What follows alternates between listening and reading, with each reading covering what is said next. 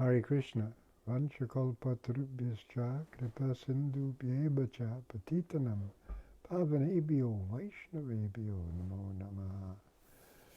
Welcome to our reading of Srimad Bhagavatam study.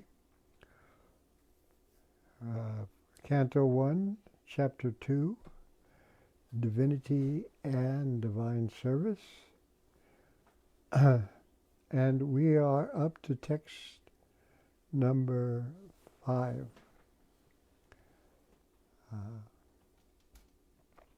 Before I go any further, Vanchakalpatarubhyascha kripasindhubhyeva cha patitanam pavanebhyo vaishnavebhyo namo namaha. So now in this chapter, in the previous chapter, the sages are called questions by the sages, and what we see here is the answering of the questions by the sages.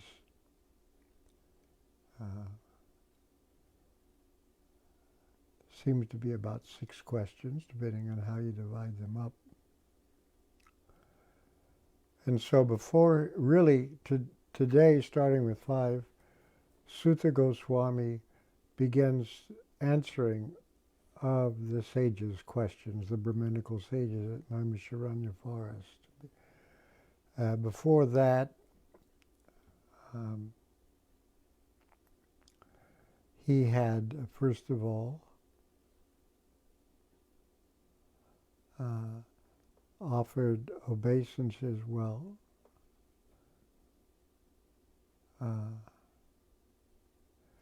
It says that at the beginning it announces that Sutta, who's also Ugrashravas, who was delighted by these questions, and here's where Prabhupada points out in his purport that he enumerates them as 6 questions. And so Sutta, Ugrashrava, first pays obeisances in 2 or 3 to Shukadev Goswami, the son of Vyas. And then, that's in 2 and 3.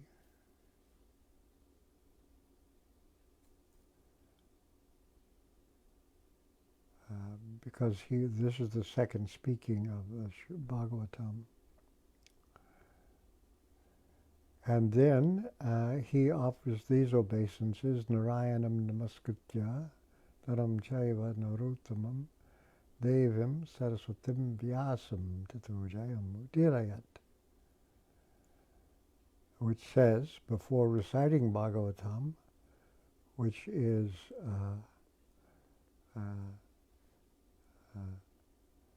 our means of conquest, Jayam,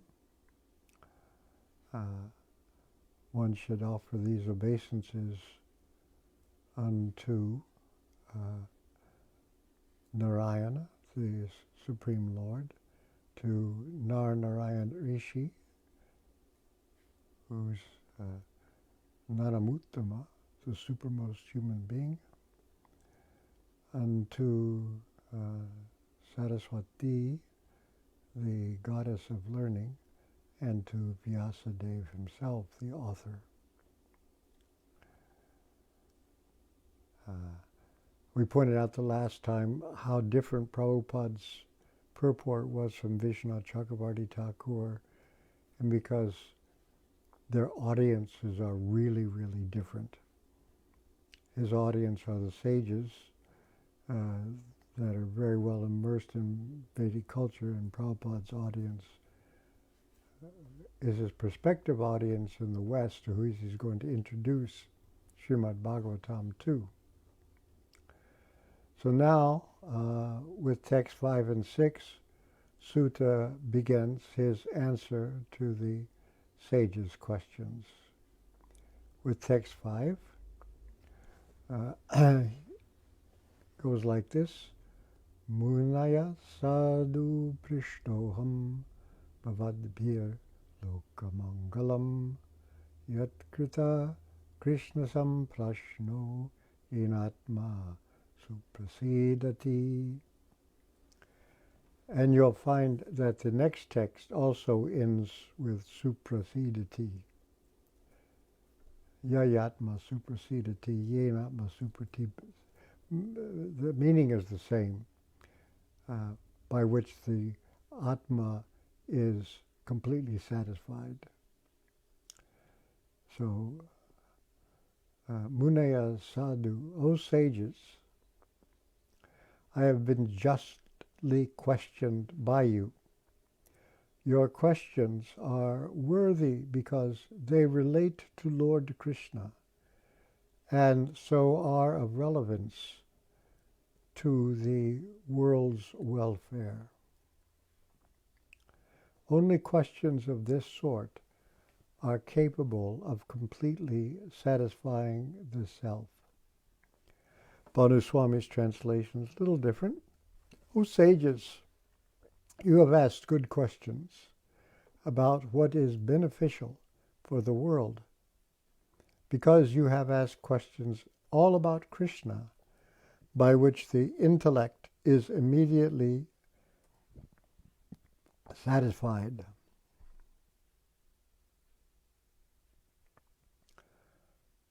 So this is addressing the Munis, in plural, Munayaha. Sadhu, which Prabhupada in the word for word translates as this is relevant. In the running translation, justly questioned.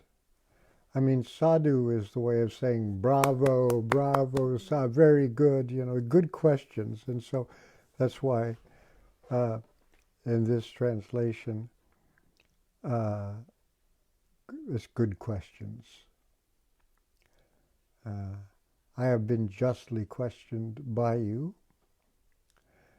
The word prishta, questioned, comes from a Sanskrit verbal root, prach, P-R-A-C-H, prach, a question.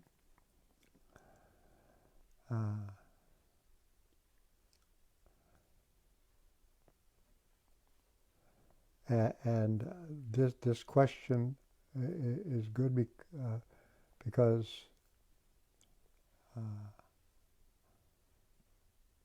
Bhavadbi, I think, is a polite form of you all, by all of you, because it is lokamangalam,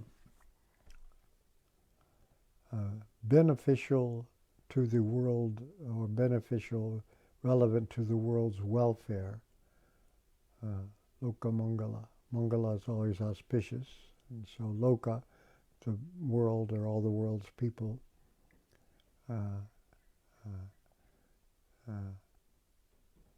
Your questions are worthy because they relate to Lord Krishna. Krishna samprashno. You notice it's a compound here in the words. It is a good question, a relevant question, samprashna. And only questions of this sort, atma suprasidati, completely satisfying or pleasing or delightful for the atma. Atma suprasidati.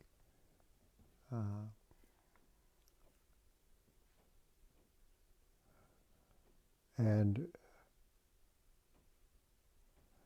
the questions are, as remember, Vishwanath Chakravarti lists the 6 questions in his purport to the final verse 24 of the first chapter. You should explain what is most beneficial for humanity. Tell us who have faith, the essence of all the scriptures by which the intellect is pleased. You should tell us, who desire to hear, the purpose of Krishna's appearance from Devaki. Describe the pastimes of Krishna, who has all the avatars within him. Describe the stories of all the avatars. And finally tell us, now that Krishna has departed, where Dharma has gone for shelter. These are the questions. And Vishwanath Chakravarti, this is the list he analyzes. He says it should be understood that the answer to these 6 questions, along with some related matters, constitutes the Bhagavatam. So that's the leading for this, the good questions.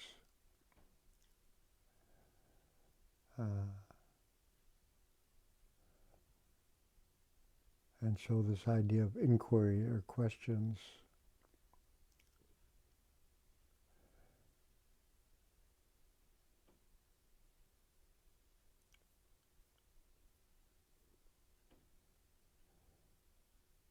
So Muniya sadhu prishtoham bhavadbir lokamangalam yatkrita Krishna samprashno enatma suprasidati.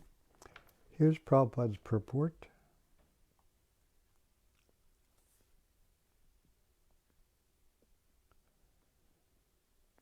He says, since it has been stated herein before, don't hear that word very much anymore, since it has been stated herein before that in the Bhagavatam the absolute truth is to be known, the questions of the sages of Naimisharanya are proper and just. So here you get this sadhu, and there's some relevant, so this is proper and just. Because they pertain to Krishna, who is the Supreme Personality of Godhead, the Absolute Truth. In the Bhagavad Gita, the Personality of Godhead says that in the Vedas there's nothing but the urge for searching after him, Lord Krishna.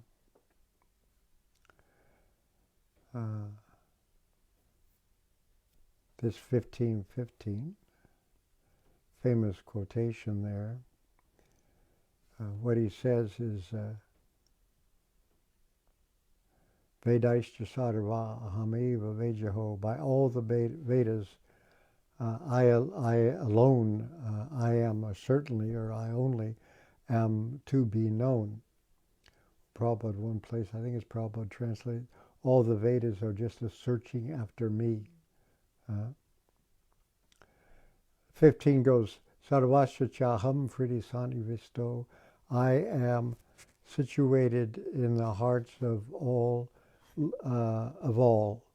living beings, Prabhupada says here. Mata smitir jnanam apohanam cha, from me comes remembrance, knowledge, and forgetfulness. Apohanam actually means pushing aside.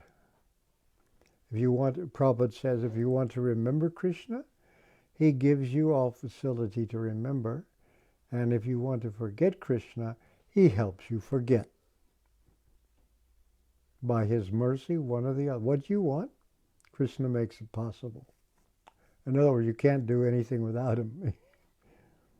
Mata smiti again, anyway, in the purport to this, he talks about this apohanam, forgetfulness, but the literal meaning is pushing away. Vedesha sarva ahameva vejaho, by all the Vedas I am to be known. Vedanta Krit, I am the compiler of the Vedantas, sutras, Vedavit, and the knower of the Vedas. This is where this comes from. The Prabhupada says in the Bhagavad Gita, 15:15, the personality of Godhead says that in all the Vedas there is nothing but the urge for searching after Him, Lord Krishna. If it seems to be about other things, it's just working to get you in that direction. Thus, the questions that pertain to Krishna are the sum and substance of all the Vedic inquiries. The whole world is full of questions and answers. The birds, beasts, and men are all busy in the matter of perpetual questions and answers. In the morning, the birds in the nest become busy with questions and answers. And in the evening, also the same birds come back and again become busy with questions and answering. That's all the sounds you hear in the morning and evening. The human being, unless he is fast asleep at night, is busy with questions and answers. The businessmen in the market are busy with questions and answers, and so also the lawyers in the courts and the students in the schools and colleges. The legislators in the parliament are also busy with questions and answers, and the politicians and the press representatives are all busy with questions and answers. Although they go on making such questions and answers for their whole lives, they are not at all satisfied. Satisfaction of the soul can only be obtained by questions and answers on the subject of Krishna. That's full satisfaction. Krishna is our most intimate master, friend, father, or son, and object of conjugal love. Forgetting Krishna, we have created so many objects of questions and answers, but none of them are able to give us complete satisfaction. All things but Krishna give temporary satisfaction only. So if we are to have complete satisfaction, we must take to the questions and answers about Krishna.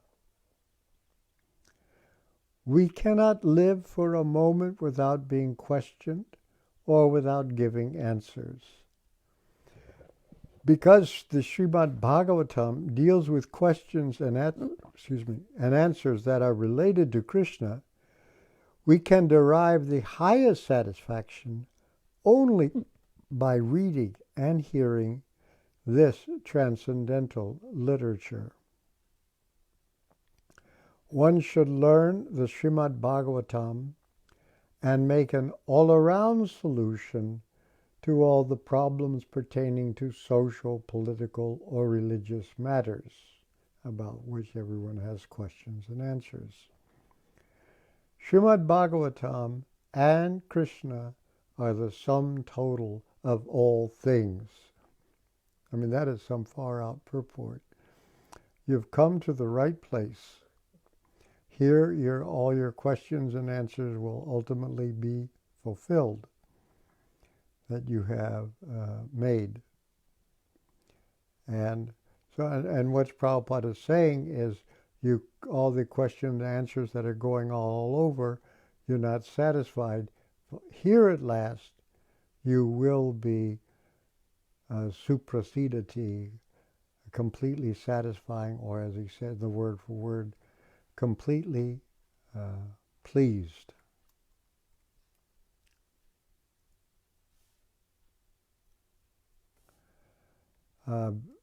Vishwanath Chakravarti Thakur has a purport.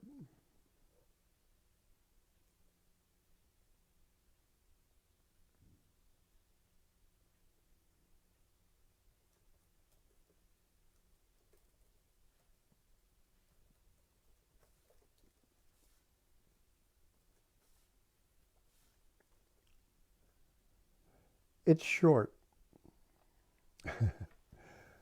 Remember, his translation was a little different here. O sages, you have been asked good questions about what is beneficial for the world. Because you have asked questions about all about Krishna, by which the intellect, is immediately satisfied. It has been said previously in the first text of this chapter that Sutta respects the words of the sages.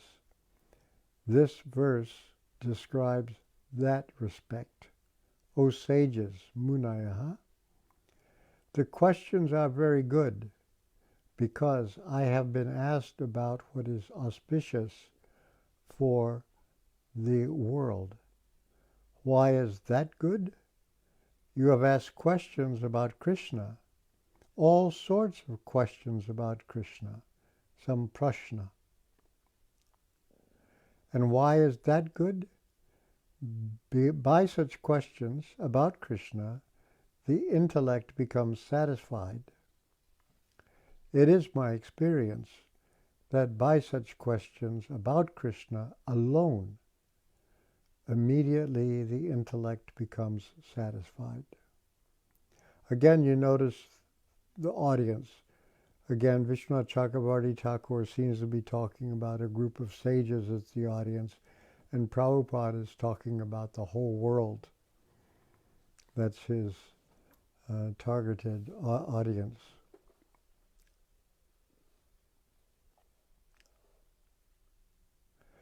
And again, the 6 questions are listed here in the purport to the final verse of the first chapter. He tells these 6 questions that they ask, and that's what the Bhagavatam is about.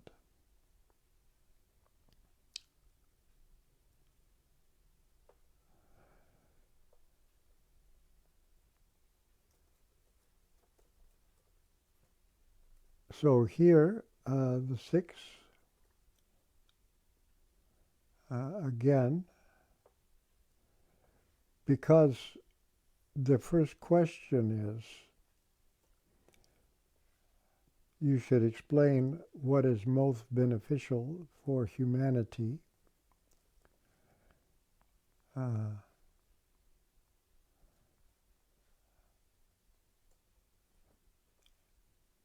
Savaya pumsam paro dharmo yato bhaktir adhoksaje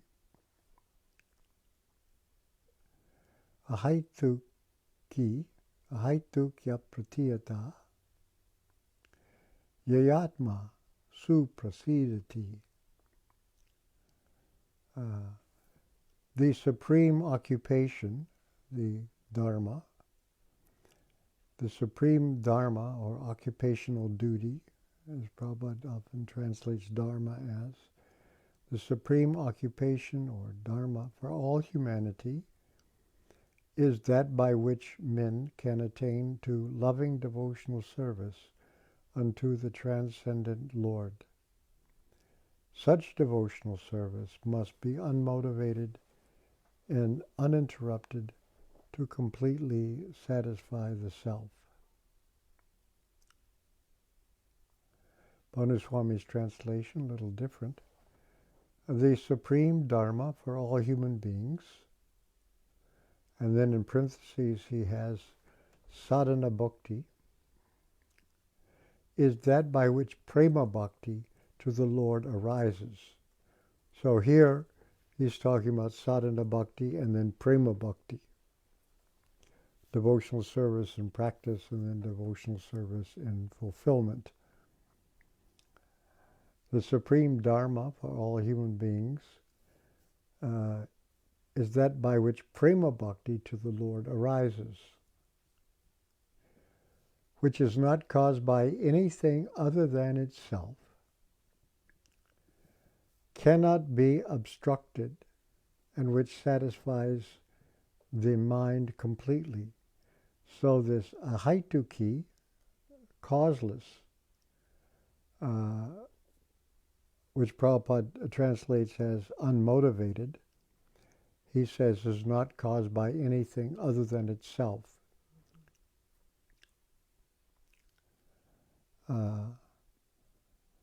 And apratiyata can't be obstructed. And Prabhupada, unbroken, which means uninterrupted, unmotivated and uninterrupted. And then the result is, as Prabhupada puts it, Atma suprasidati, full satisfaction for the Atma, which satisfies the mind completely. So we have some interesting purports.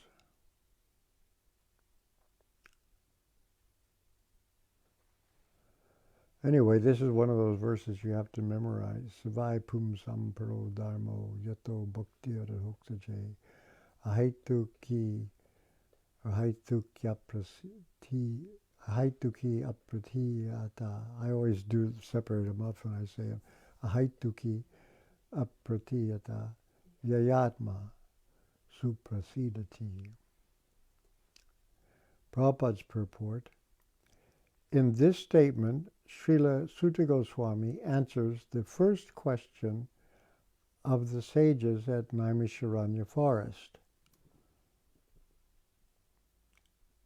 Now Prabhupada says this is the answer to the first question.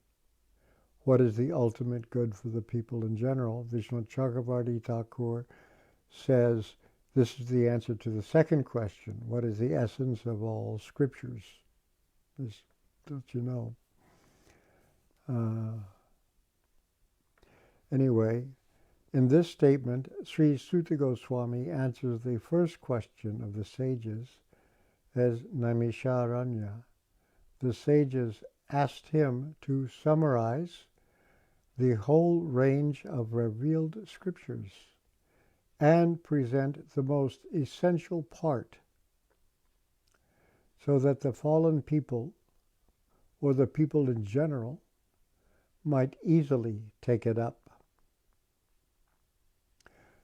You notice that they're worried about the state of people in general and not just themselves. They're worried about the whole world. They know Kali Yuga is about to set in. The Vedas prescribe two different types of occupation for the human being. Because they're talking about their dharma. What are you supposed to be doing? So he says two different types of occupation. Prabhupada often translates dharma as occupational duty. So two types of occupation for the human being. One is called the pravritti marg, or the path of sense enjoyment, and the other is called nivritti marg, or the path of renunciation. Basically turning toward and turning away from. In this case, sense gratification, or sense objects. Pravritti, nivritti, and marg is path.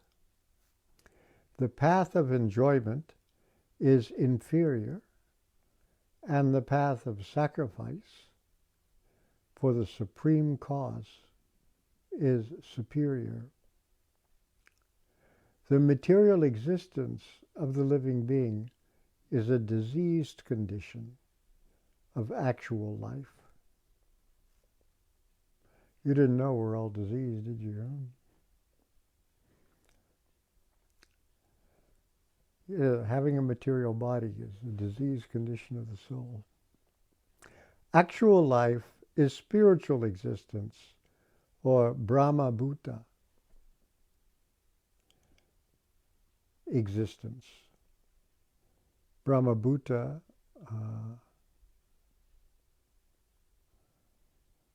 is explained as Prabhupada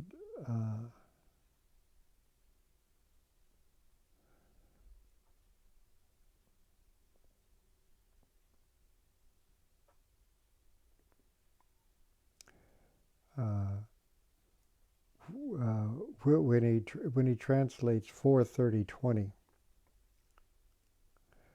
4:30:20 says, always engaging in the activities of devotional service, devotees feel ever increasingly fresh and new in all their activities.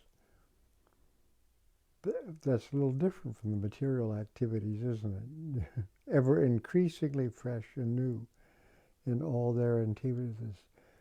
Navyavat Hridaye. The all-knower, the supersoul in the heart of the devotee, makes everything increasingly fresh. This is known as the Brahman position by the advocates of the Absolute Truth, the Brahmavadis. In such a liberated stage, and here Prabhupada has put the word, which is not in the verse, Brahma Bhuta. One is never bewildered, nor does one lament or become unnecessarily jubilant. This is due to the Brahma Bhuta situation. The Bhagavad Gita, Brahma Bhuta Prasanatma, Nasochati Nakanchati, Sama Sarveshu Bhuteshu Mad Bhaktim Labate Param. He attains my bhakti. He neither hankers or laments for anything. He's Prasanatma, fully satisfied. Actual life, go back to the purport. Actual life is spiritual existence, or Brahma Bhuta existence, where life is eternal, blissful, and full of knowledge. Material existence is temporary, illusory, and full of miseries. There is no happiness at all. You didn't know that, did you? Because whatever you get for happiness, your popsicles, they all go away. Brahma Bhuta happiness happens inside, and it comes of its own accord, and it doesn't go away. It's just always there.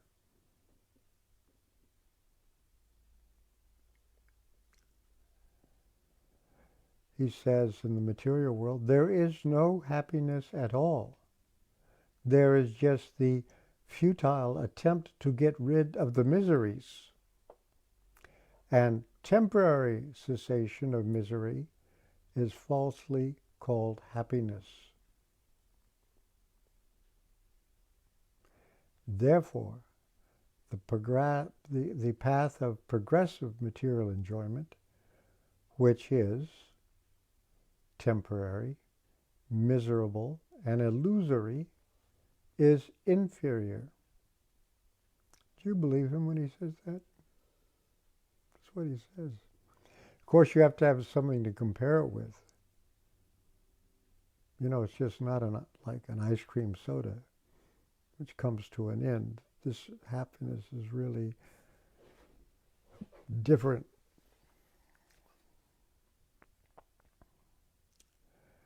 Therefore, the path of progressive material enjoyment, which is temporary, miserable, and illusory, is inferior. But devotional service to the Supreme Lord, which leads one to eternal, blissful, and all-cognizant life, is called the superior quality of occupation. This is sometimes polluted when mixed with the inferior quality. For example, adoption of devotional service for material gain is certainly an obstruction to the progressive path of renunciation. Renunciation or abnegation for ultimate good is certainly a better occupation than enjoyment in the diseased condition of life. Such enjoyment only aggravates the symptoms of disease and increases its duration. In the material world, you look for some little bit of happiness gets you attached to the material world, but you're still in the material world, and the miseries come. At the time of death, you have so many material desires unfulfilled, you take birth again, and you go through the whole stuff. You don't remedy your situation or get to a different platform by which it seems that you're just happy all the time. No matter what the course of material nature is, you are satisfied and with nothing to fear.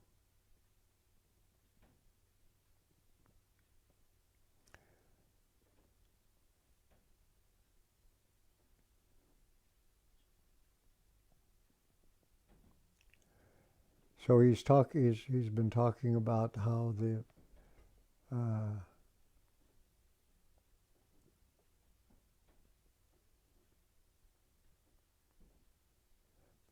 material enjoyment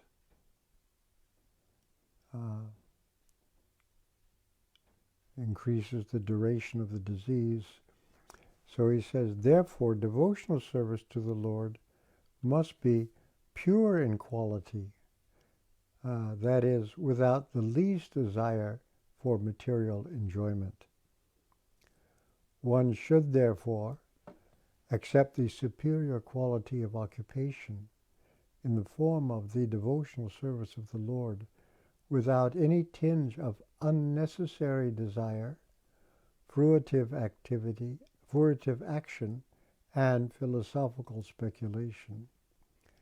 This alone can lead one to perpetual solace in his service.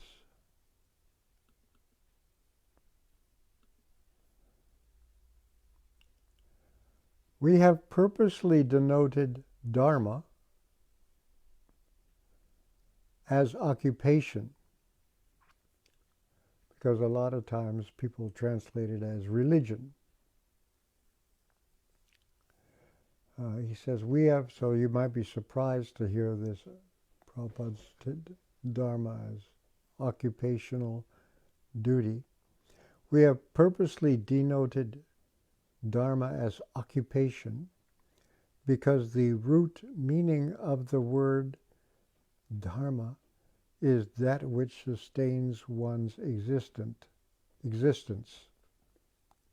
That's the idea of what upholds, sustains. That's dharma, dri, it's the verbal root where it comes from. So he goes on to explain this. It comes from this idea of sustaining existence. A living being's sustenance of existence is to coordinate his activities with his eternal relation with the Supreme Lord Krishna.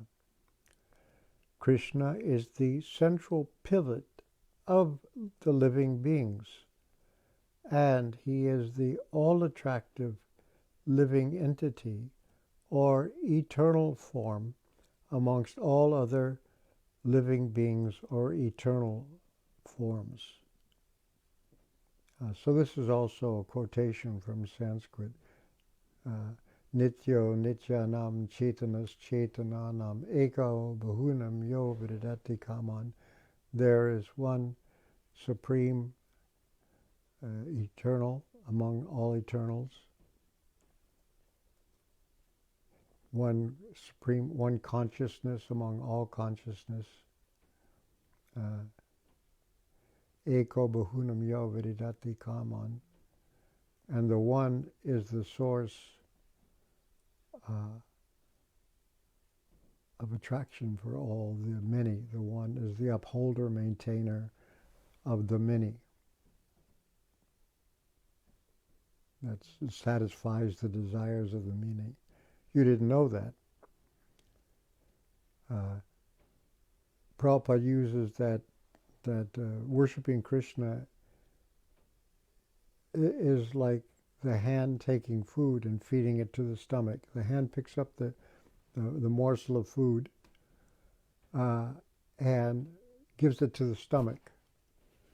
The stomach digests, the hand is nourished, the whole body is nourished. If the hand picks up the food and says, why do I keep feeding the stomach? That guy just lays there and doesn't do anything. I do all the work. Let me eat it myself like this. The stomach will work very hard and still not be nourished. The hand will work very hard and still not be nourished. So that's the example that Prabhupada gives of the hand is nourished when it feeds the stomach, the center.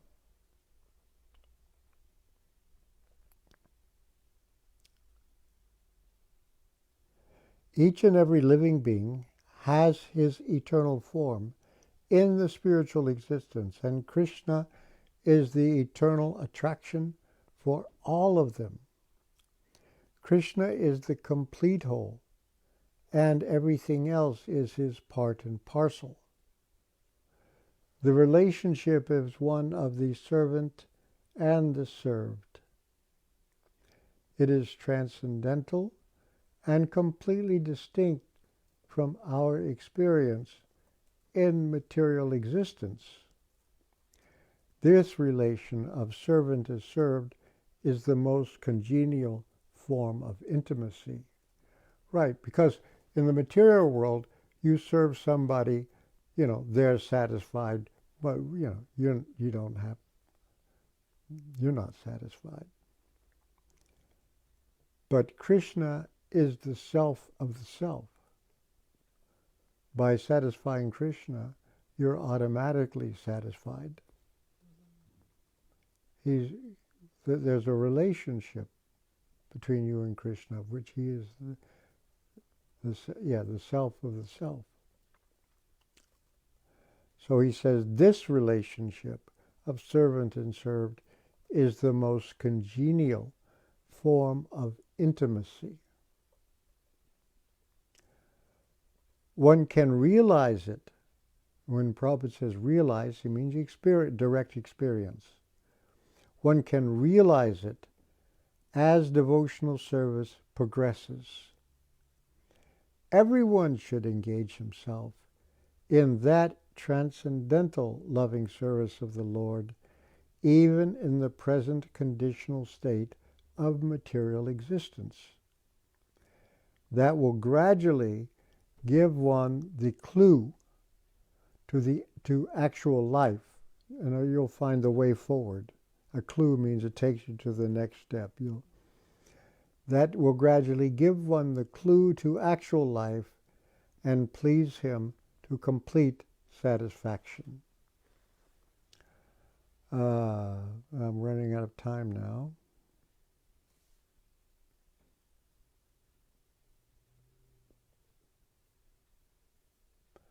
Vishwanath Chakrabarti Thakur has a long purport to this one.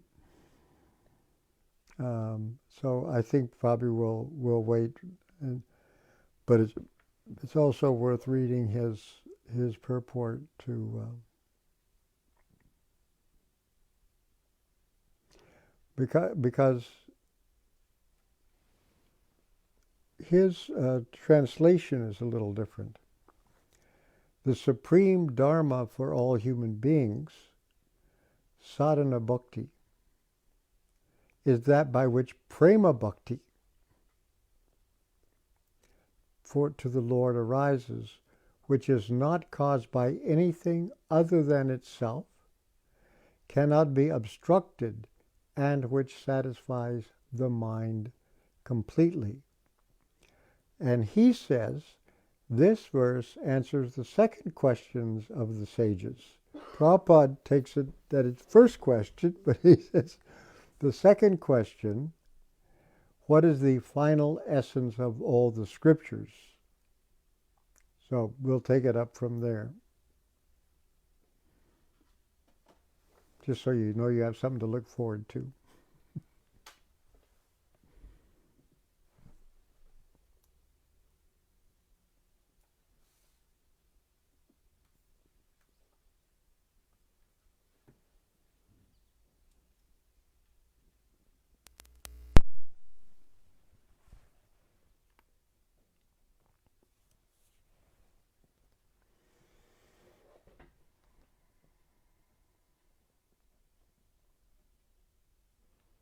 If you're on Facebook and you have a question, go ahead and type it into the comment section there. You're also welcome to use the comment section of the chat box on Ravindra Svarupa's website. That's RSDasa.com. And if you're on the phone, you can press *6 to unmute yourself to ask a question. Just while we're waiting for things to come down the pipeline, also everybody is also welcome to offer any comments as well. Comments are always helpful for furthering the discussion. But a few thoughts of my own. I was thinking about the sages being worried, asking these questions because they were worried about the whole world, not just themselves. Reminds me of Advaita Acharya and his prayers for Lord Chaitanya to come, that he could have just been okay with himself or his immediate family or whatever it might be, but he was also sincerely praying for everybody, and was a reason for Lord Chaitanya to come.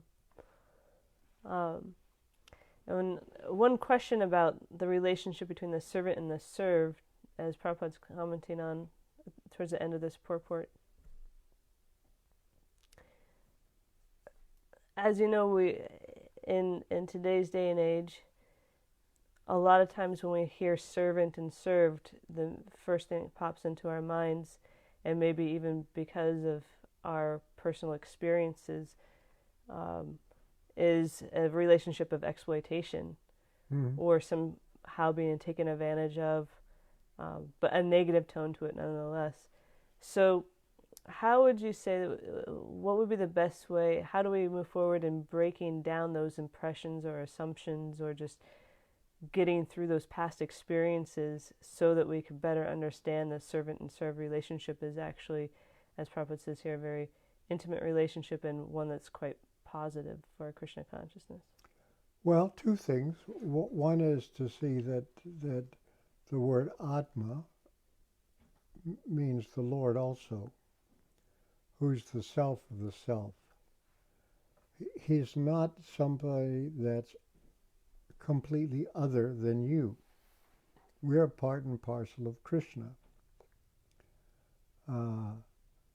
So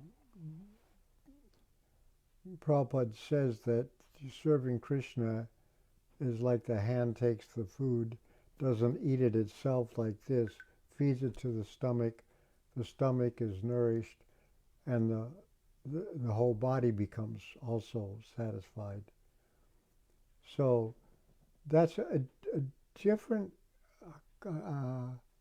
kind of experience, that when you do something, you satisfy Krishna, and you may do it at something that's mentally or physically stressful to accomplish, but you get a satisfaction from that and a happiness from that, and you don't know where it comes from.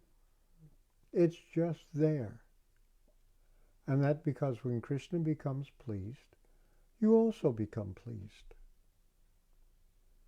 And it's a better quality of experience because it's not temporary. It continues. And people don't know this path to happiness. But that's because we are related to Krishna. He is the self of the self. Real self-interest is Vishnu. Because that's we call him the super soul. That's different. We're part and parcel of Krishna. I am not part and parcel of my boss in the factory. There's a different relationship. Good point. And you have to experience it to believe it, maybe. Or you should believe it ahead of time, but if you try it out, we'll see it's there.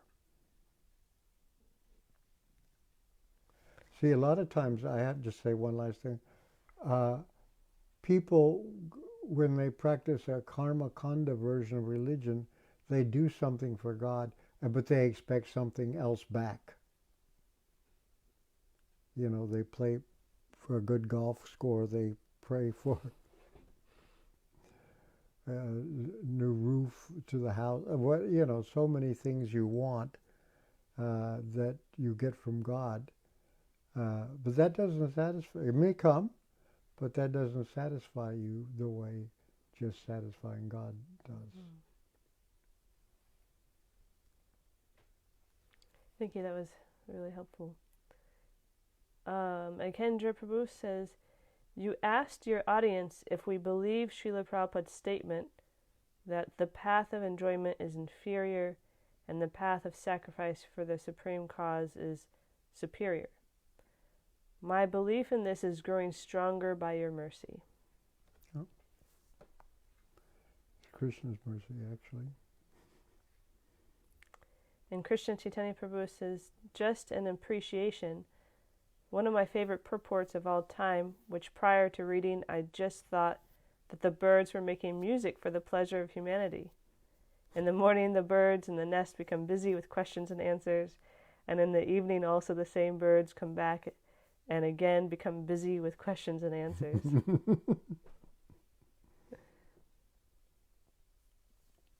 I have to second that, Krishna Chaitanya Prabhu. Especially this year, it seems like there's even more birds chattering about, and I keep thinking of this purport as well, and especially in the mornings and evenings. And Tulsi Priya has a question. She says, we usually understand duty as something inherent or something imposed on us by authority. But when we think of occupation, we think of livelihood or vocation, which in today's world is typically a choice made for ourselves and our needs or wants. How should we understand occupational duty? You know, the word dharma, that's it, Prabhupada translates it this way. Its root meaning is drid, the Sanskrit root dri, which means to uphold or sustain. And it's really that by which something is what it is. It's dharma. You know, the dharma of water is to be wet. The dharma of fire is to be hot. So there's also a dharma for every living being. It's essential nature or what it does. And in human life, our dharma is to serve. And Prabhupada has pointed out that you're going to be serving somebody somewhere all the time, whether you like it or not. You have to do something for somebody else's benefit. This is what's necessary. And so, yeah, it's your essential nature. It's what you are, your dharma. And ultimately, when we analyze it, the essential nature of every jiva is to serve the Supreme Lord.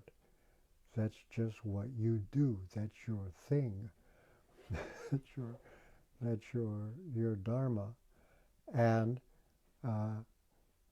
Prabhupada says, you know, the hand takes the food, gives it to the mouth, feeds it to the stomach joys, and the hand is satisfied. So you do your actual dharma, you'll find out that it's fulfilling in a way that nothing else is.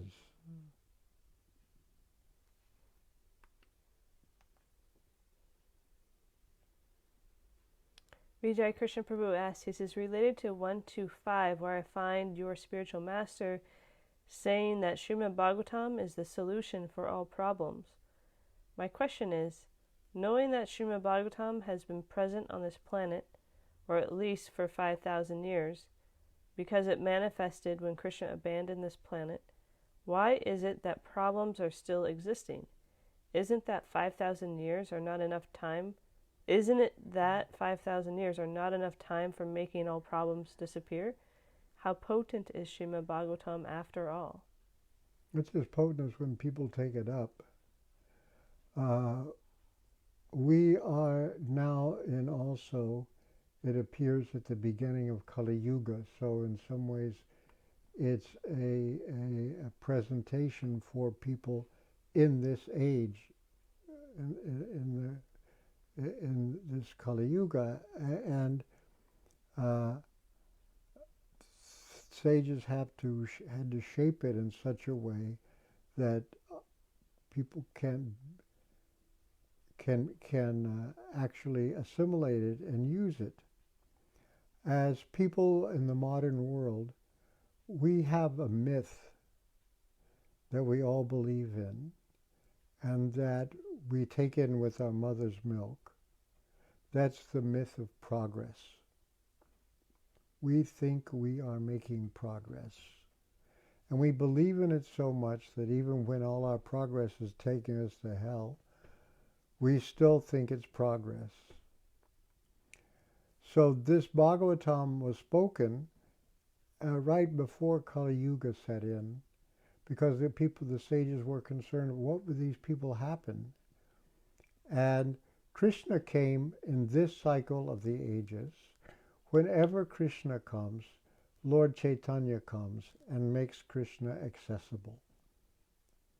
And so that's why we have Bhagavatam. It's prepared for us so that at least within this Kali Yuga, there will be a golden, the prediction is a golden age of Krishna consciousness. And we are just at the beginning of that. It begins, after Lord Chaitanya is gone for 500 years. And so, this is why we can't really understand it. Some people say there was first a sandhya, a kind of twilight before it actually sets in. So some people want to date it from Lord Chaitanya's appearance, and some people want to date it after the sort of dawn, the sandhya of that. Because what's happened in our lifetime is that people like you and me are reading Srimad Bhagavatam. We didn't have it before. It wasn't accessible. Even if you could buy get the book and read the Sanskrit, most people don't understand it. So we are at the beginning of what Prabhupada forecast for the Bhagavatam, a revolution in the impious life of a misdirected civilization. It's where Krishna has left, the Bhagavatam has risen, and people will get light from it. So that's just now happening.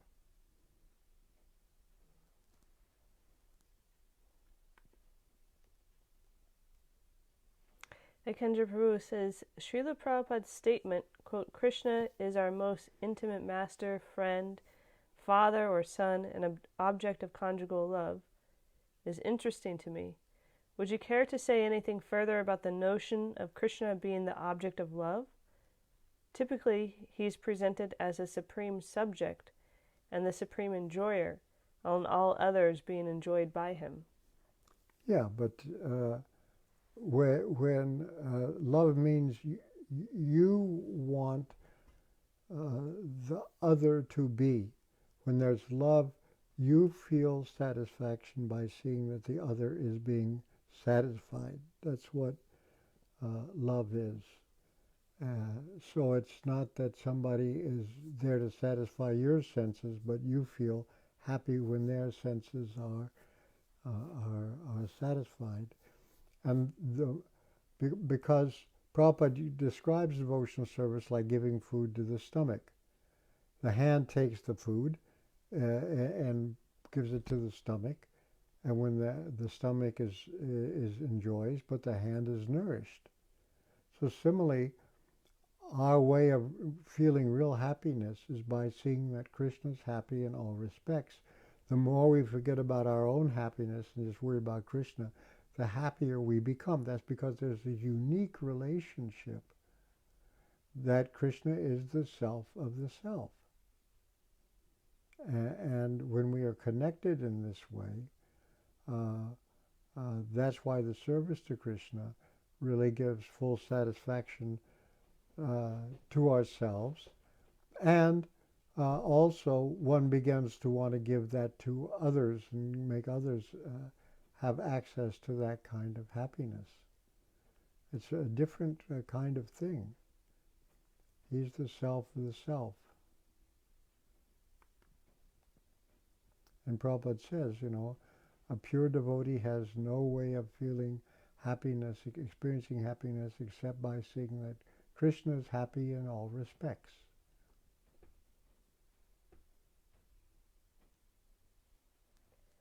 Adi Devi asks, Hare Krishna Gurudev, please accept my humble obeisances.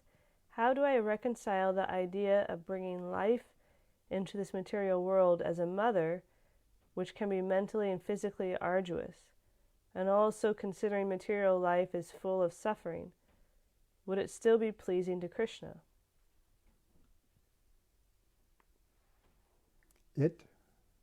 Bringing a child into the world.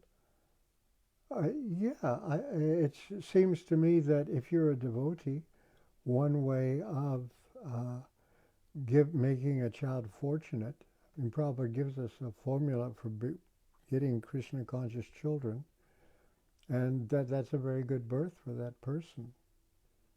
That the parents not just give it material things, the child material things, but actually does his best to make them devotees. That's a benediction.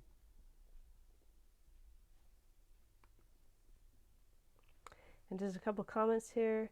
Gaura Shakti Prabhu says, Dear Gurudev, thank you so much for this afternoon's class. The prayer hands emoticon and a smiley face emoticon. And Tulsi Priya says, thank you Gurudev, all glories to your service.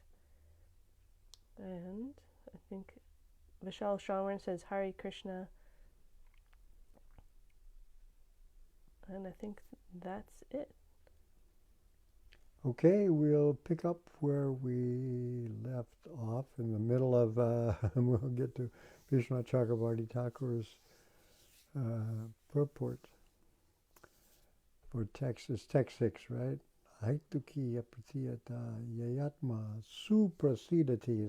Suprasidati means suprasidati. Full satisfaction. Until then, thank you very much. Srila Prabhupada ki jai. Srimad Bhagavatam ki jai.